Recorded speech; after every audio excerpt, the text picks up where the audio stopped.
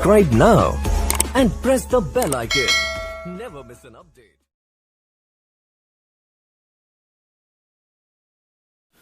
Hello दोस्तों, स्वागत है आप सबका स्टॉक रिसर्च यूट्यूब चैनल में।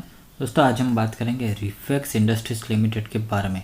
पिछले 2 दिनों से लोअर सर्किट लग रहा है, लोअर सर्किट क्यों लग रहा है उसके बारे में बात करेंगे।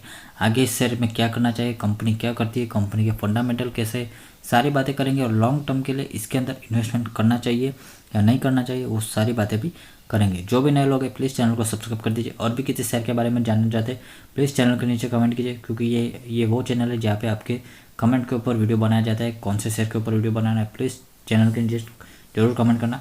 और आप अगर शेयर मार्केट में नए हो, आपको नहीं पता कौन से शेयर में कब इन्वेस्टमेंट करना, कब ट्रेडिंग करनी, कब पोजिशनल खेलना है, तो आप ज्वाइन बटन दबा के मेंबरशिप ज्वाइन कर सकते हो, ताकि आपको जो डेली का आप जो लॉस करते हो मार्केट में, जब नए लोग आते हैं तो काफ़ी ज़्यादा लॉस करते हैं, उस लॉस से जो है आप मिनिमम अमाउंट देके बच सकते हो। कोई ज़्यादा फीस नहीं रखी। छोटे इन्वेस्टर, रिटेल इन्वेस्टर्स के लिए ही ये प्लान शुरू किया है, सिर्फ और सिर्फ 400 रुपीज़ पर मंथ, और उससे भी छोटे प्लान है। तो जैसा आपको सूट लगे आप मेंबरशिप ज्वाइन कर सकते हो। 1 महीना से ट्राई करके देखो, फ़ायदा ना हो तो फिर से कैंसिल कर देना, इतनी गारंटी है अपनी। ओके, तो देख सकते हो पिछले 5 दिनों में देखे तो शेयर यहाँ पे 121 का हाई बनाया था, उसके बाद में इसके अंदर गिरावट हुई। पहले तो शेयर तेज़ी कहाँ से शुरू हुई उसके बारे में बात करेंगे, उसके बाद फंडामेंटल के बारे में भी बात करेंगे। देख सकते हैं 12 नवंबर को इसका क्वार्टरली रिजल्ट आया था। ये आपको मनी कंट्रोल की वेबसाइट पे मिल जाएगा और ऐप पे भी मिल जाएगा। कॉर्पोरेट एक्शन में आपको जाना है रिफ्लेक्स इंडस्ट्री सर्च करने के बाद, और यहाँ पे आप देख सकते हो 12 नवंबर को इसका Q2 का रिजल्ट आया। और अब हम चार्ट पे देख लेते हैं, चार्ट पे क्या कंडीशन है 12 नवंबर की। तो यहाँ पे मैंने दोस्तों चार्ट ओपन कर लिया है। यहाँ पे आप देख सकते हो रिफ्लेक्स इंडस्ट्री। आपको 3 चीज़ें देखनी, एक तो ये यहाँ पे नंबर है, दूसरा यहाँ पे नीचे आपको डेट दिखाई देगी। तो ये देख सकते हो 12 नवंबर को इसका क्लोजिंग प्राइस था 50 रुपये। ओके, तो हो सकता है मार्केट बंद होने के बाद रिजल्ट आया और उस दिन सिर्फ 2% की तेजी यहाँ पे रही। उसके बाद अगर आप देखें 13 नवंबर की कैंडल, तो 13 नवंबर को इसकी ओपनिंग हुई 55 रुपीज़ के ऊपर, यानी कि 10% की गैप अप ओपनिंग। ओके, 10% की गैप अप ओपनिंग हुई और हाई इसने बनाया 59.50, यानी कि लगभग 20% जितना इसके अंदर तेजी दिखाई गई थी। 13 नवंबर को भी इसकी क्लोजिंग हुई थी 56 रुपीज़ के ऊपर, और उसके बाद से जो इसने तेजी पकड़ी आपको पता ही है। यहाँ पे आके इसके अंदर थोड़ी सी गिरावट दिखने को मिली, और ये लेवल है 101 रुपीज़ का हाई इसने बनाया था 20 नवंबर को। और उसके बाद 3-4 दिन तक गिरावट दिखने को मिली, और उसके बाद फिर से इसने एक नया हाई बनाया, जो कि यहाँ पे 7 दिसंबर को इसने बनाया 121 रुपीज़ का। और 7 दिसंबर को 5% का लोअर सर्किट लगा था, और आज भी यानी कि 8 दिसंबर को भी 5% का लोअर सर्किट लगा हुआ है। ओके, तो ये तो चार्ट की कहानी हो गई। तो जैसे Q2 का रिजल्ट आया, शेयर ने 1 महीने में 50 रुपीज़ का शेयर जो है 121 तक चला गया, यानी कि 123% जितने रिटर्न सिर्फ और सिर्फ 1 महीने के अंदर दे दिए। 12 नवंबर और आज 8 नवंबर है, तो ऑलमोस्ट 1 महीना भी नहीं हुआ। उसमें से ट्रेडिंग सेशन तो कितनी सारी रजा भी आती, तो लगभग 20 दिनों से भी कम टाइम में पैसा डबल कर दिया है। तो आगे इसके अंदर क्या करना चाहिए, अब कंपनी के फंडामेंटल के बारे में भी बात कर लेते हैं। शेयर के रिटर्न अगर आप देखें तो पिछले 1 दिन में 5% की गिरावट है, 1 वीक में 8.5% की तेजी से हुआ है, 1 महीने में 124% की रिटर्न दे चुका है, 3 महीने में 131% की रिटर्न दे चुका है, 6 महीने में 82% की रिटर्न दे चुका है, ईयर टू डेट में 94%, 1 साल में 78% भाग चुका है, 2 साल में 400% के ज़बरदस्त रिटर्न, 3 साल में 300%, 4 साल में 600%, 5 साल में लगभग 1150%, और 10 साल में रिटर्न थोड़े से कम है 173%, लेकिन एक डिसेंट रिटर्न जो आप कह सकते हो एफडी से बेहतर है, वो रिटर्न भी 10 साल में ये शेयर दे रहा है। तो हालांकि पिछले 5 सालों में कंपनी की जो है काफ़ी बढ़िया ग्रोथ हुई। ओके, तो पिछले 5 सालों की रिटर्न काफ़ी ज़बरदस्त है, क्योंकि कंपनी की ग्रोथ जो है काफ़ी बढ़िया हुई है। सितंबर क्वार्टर का रिजल्ट अगर आप देखें तो ये है सितंबर 2019 और सितंबर 2020। तो ये कंपेरिजन जो है ईयर ऑन ईयर बेसिस पे, और ये कंसोलिडेटेड नेट रिजल्ट है। नेट सेल्स देखें तो पिछले साल 160 करोड़ थी, जो कि बढ़ के 257 करोड़ हो चुकी है। 60% की ग्रोथ नेट सेल्स में दिखाई दे रही है। नेट प्रॉफिट आप देखें तो 11 करोड़ था पहले, जो कि बढ़ के 16 करोड़ हो चुका है। 46% की ग्रोथ नेट प्रॉफिट में दिखाई दे रही है, और प्रॉफिट मार्जिन भी पहले से इंप्रूव हुआ है, लगभग 1% जितना बढ़ा है। पहले 7.86% था, जो कि बढ़ के 8.64% हुआ। और यहाँ पे इंटरेस्ट कम हुआ, यानी कि कंपनी जो है डेप्ट कम करती जा रही है, यानी कि पहले 0.43 करोड़ इंटरेस्ट पे करना था, जो कि 0.22 हो गया, यानी कि ऑलमोस्ट आधा हो गया है। तो कंपनी ने डेप्ट जो है आधा कर लिया। और प्रमोटर होल्डिंग देखें तो प्रमोटर के पास 49.72 है, बाकी सारा जो है पब्लिक के पास है। मेजोरिटी शेयर होल्डर जो पब्लिक है यहाँ पे।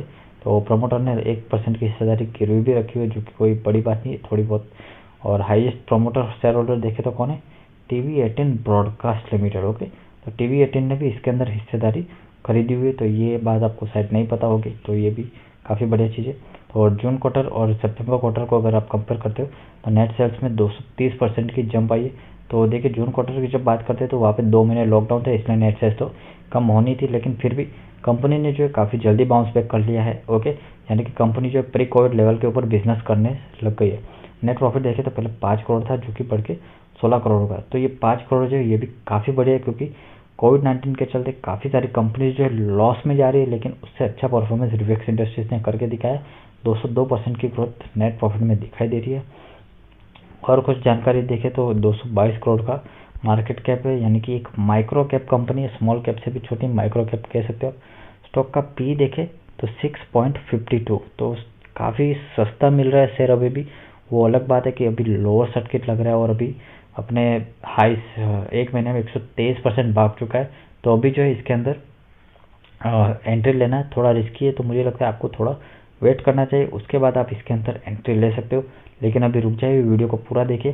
रिटर्न ऑन कैपिटल एम्प्लॉय देखें तो 85.6%, काफ़ी ज़बरदस्त है। रिटर्न ऑन इक्विटी देखें तो 62.7%, तो एक काफ़ी बढ़िया रिटर्न ऑन इक्विटी है। रिटर्न ऑन कैपिटल एम्प्लॉय डेप्ट देखें तो सिर्फ 9 करोड़ का, जो कि कोई बड़ी बात नहीं। नंबर ऑफ शेयर्स देखें तो सिर्फ 2 करोड़ शेयर्स है कंपनी के।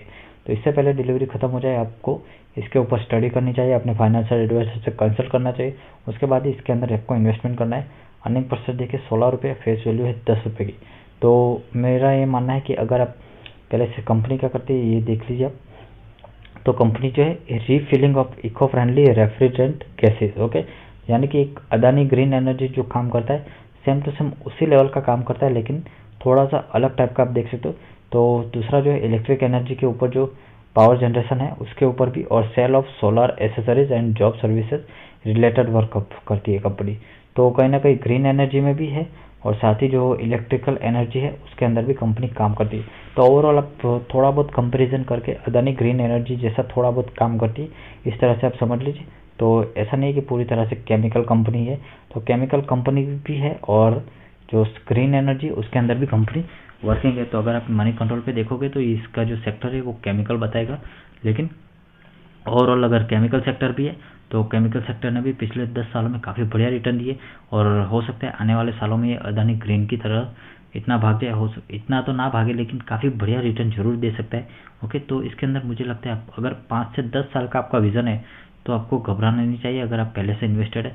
और जो लोग इसके अंदर एंट्री लेना चाहते हैं वो मुझे लगता है कि अभी जल्दबाजी नहीं करनी चाहिए, थोड़ा सा एक स्टेबल हो जाए उसके बाद में आप एंट्री ले सकते हो अपने फाइनेंशियल एडवाइजर से कंसल्ट लेके या फिर अपनी खुद की स्टडी करके, क्योंकि फंडामेंटल जो है काफ़ी स्ट्रांग है। ओके, एंड जैसा कि आपने कहा ROCE 83% से भी ज़्यादा है। ओके, ROCE यानी कि रिटर्न ऑन कैपिटल एम्प्लॉय, और रिटर्न ऑन इक्विटी भी 65% है। तो अभी ये माइक्रो कैप जरूर है, लेकिन आने वाले टाइम में ये स्मॉल कैप हो जाएगी, उसके बाद मिड कैप, और उसके बाद हो सकता है लार्ज कैप भी हो जाए अगर कंपनी इसी तरह से परफॉर्मेंस देती रहे तो कंपनी के बारे में कुछ अच्छी बातें देखें तो कुछ कंपनी ऑलमोस्ट डेप्ट फ्री है, कोई ज़्यादा डेप्ट नहीं है, और पिछले 5 सालों में कंपाउंडेड प्रॉफिट ग्रोथ देखें तो 64% की हो गई, और रिटर्न ऑन इक्विटी देखें तो पिछले 3 सालों का कंपाउंडेड 72%। तो इतना बढ़िया रिटर्न ऑन इक्विटी होना बहुत बहुत बहुत मुश्किल है। ओके, अच्छी बड़ी बड़ी कंपनी के लिए भी इतना मुश्किल हो गया है कि 20-22% से ज़्यादा रिटर्न ऑन इक्विटी आपको कुछ ही शेयर्स में देखने को मिलता है। और डेप्टर है इम्प्रूव 94 डेज टू 39 डेज, यानी कि पहले जितनी क्रेडिट देते थे उससे आधी क्रेडिट, पहले 94 डेज की क्रेडिट देते थे कस्टमर को, जो कि अब 39 डेज हो गए, जो कि काफ़ी बढ़िया है। प्रमोटर होल्डिंग जो 15% से बढ़ी है लास्ट क्वार्टर में, और तो क्या लोगे, तो प्रमोटर खुद अपनी हिस्सेदारी इसके अंदर बढ़ा रहे हैं, तो इतनी सारी पॉजिटिविटी है इस शेयर के अंदर। तो वो देख सकते हो पिछले 5 सालों में कंपाउंडेड सेल्स ग्रोथ 51% है, 3 सालों में 160% है।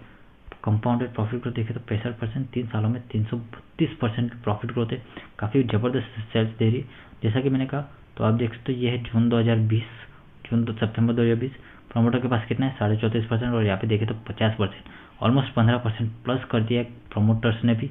तो जब सब कुछ माल उठा रहे, सब लोग उठा रहे, तो आप लोगों को मुझे लगता है कम से कम थोड़ा बहुत माल या फिर 1000-2000 जितना आपकी कैपेसिटी है उतना आप एक बार लगा के लॉन्ग टर्म के लिए 5-10 साल के लिए भूल जाइए। चाहे आप 1000 रुपये लगाए, 2000 लगाओ, जैसा आपको ठीक लगा अपना फाइनेंशियल एडवाइजर से कंसल्ट कीजिए, अपनी स्टडी कीजिए, और आपको ठीक लगता है तो इन्वेस्टमेंट कीजिए, नहीं लगता है तो मत कीजिए, आपकी मर्जी है। पर मुझे लगता है आने वाले सालों में ये शेयर जो है ज़बरदस्त रिटर्न दे सकता है। तो अभी ये शेयर भले ही 100 रुपये का है, तो आने वाले सालों में 1000 होने की ताकत रखता है। ओके, 1000 रुपीज़ के होने की ताकत रखता है। तो ये मैं आपके ऊपर छोड़ता हूँ, आपको इन्वेस्टमेंट करना है या नहीं करना। जो लोग इसके अंदर फंसे हैं वो लोग टेंशन मत लें, फंडामेंटल काफ़ी स्ट्रॉन्ग है। पी वैल्यूएशन जो सिर्फ और सिर्फ 6 है। ओके, 6.85 है आई थिंक, तो काफ़ी सस्ता मिल रहा है। तो इस पी वैल्यूएशन पे कोई ना कोई माल जरूर खरीदेगा। तो मुझे लगता है कि थोड़ा बहुत आपको खरीद लेना चाहिए अगर लॉन्ग टर्म के लिए लेना चाहते हो। और फिर ऐसा नहीं कि आप कल खरीद लेते हो 100 रुपीज़ में और फिर गिर के 80 आ जाए तो फिर आप बोलोगे भाई ये कैसा शेयर दिलवा दिया। ऐसा नहीं, 5-10 साल के लिए होल्ड कीजिए, तभी आपको बेनिफिट मिलेगा। वरना शॉर्ट टर्म में शेयर के अंदर गिरावट तो आती रहती है। और गिरने का एक और रीज़न ये भी है कि RSI जो है 90 प्लस चला गया था। और मैं अपने हर वीडियो में बोलता हूँ कि RSI अगर 70 प्लस जाते हैं तो आपको अलर्ट हो जाना चाहिए और स्टॉप लॉस लगा के पोजीशन में रहना चाहिए। तो RSI जब ऊपर जाता है 70 के, यानी कि शेयर जो है काफ़ी ज़्यादा ओवरबॉट हो चुका है, वहाँ से थोड़ा बहुत करेक्शन आ सकता है। ओके, तो दोस्तों वीडियो पसंद आए लाइक कर दीजिए, चैनल पे पहली बार आए प्लीज़ सब्सक्राइब कर दीजिए। जो भी नए लोग हैं मेंबरशिप ज्वाइन जरूर कीजिए, काफ़ी सारे बेनिफिट आपको मिल सकते हैं।